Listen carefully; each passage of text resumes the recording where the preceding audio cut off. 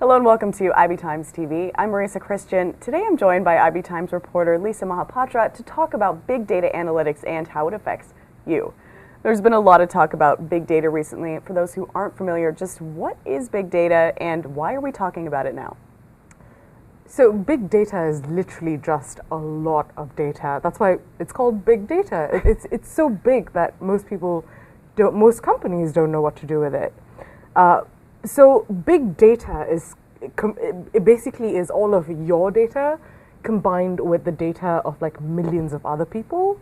And how are they getting your data? It's basically you're on Facebook, you're doing searches on Google, you're buying things on shopping websites like Amazon.com or Zappos or any one of the million websites that many of us frequent.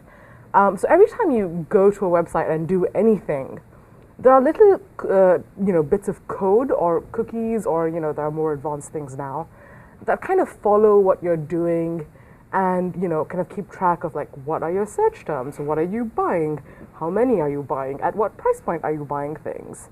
So, and Google, shows you advertisements based on terms that, it kind of gleans from your emails.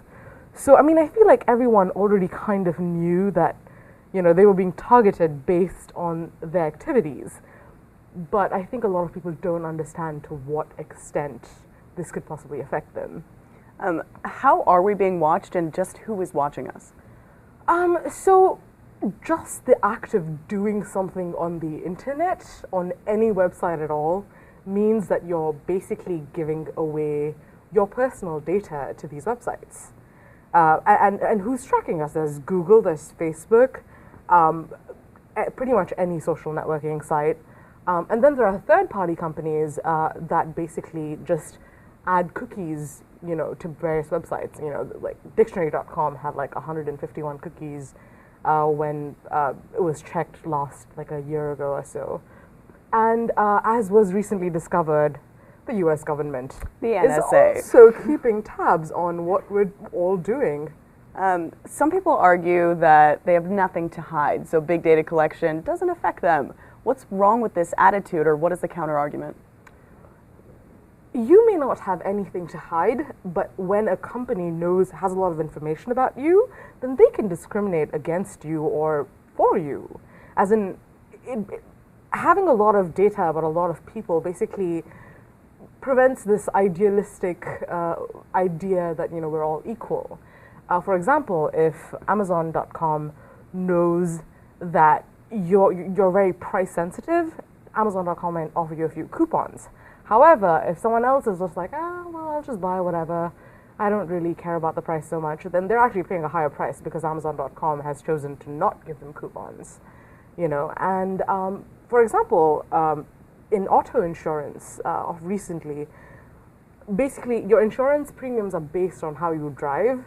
So if you're a good driver, or if you're within a certain age group, or if you're, like old people have to pay way more car insurance. That's because the car company knows how old they are. So imagine if the car company knew everything else, the insurance company knew everything else about you. They could basically base their premiums on a lot more statistical data points. Now, you found a cool game online where people can actually figure out how big data collection does affect them. Tell me a little bit about how this game works. So I actually built this game because I was trying to kind of figure out how do I communicate this extremely complicated concept. Like, smart people who work for companies like Google and Facebook sometimes don't understand what big data is and how it works. So what's the best way to explain to someone like you or me how something so abstract as all this data collection that's going on in our lives can possibly affect us? And some of the ways it can affect like normal everyday people is how they perform at work, how they get hired. Because companies, HR firms are basically using a lot of big data analytics techniques to hire people. So they may hire you based on how well you fit the profile based on a lot of information that you possibly didn't know they had or hadn't exactly given them, freely, just because they have access to all this data and they can purchase it if they want to. So, and it can affect how you vote, it can affect how you buy insurance. And if you play the game, you'll see exactly how. Were you surprised to discover anything when you yourself, delve into your game and decided to figure out if it affects you? So there's this funny thing called inductive analysis. So deductive analysis is basically if you have a cat, you'll probably want to buy cat food.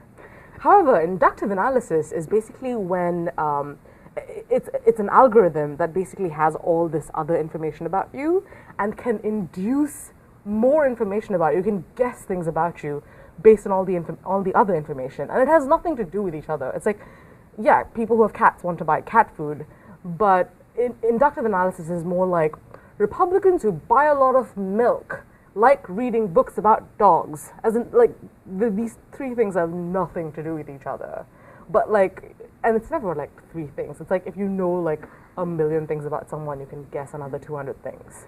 So you're actually kind of giving away bits of information about yourself that you didn't know even, or like wouldn't have guessed that somebody else might have this information. So there's a lot more information about you than you would even think is out there. Which is definitely something people should know about. So Lisa, thank you for joining us. Thank you.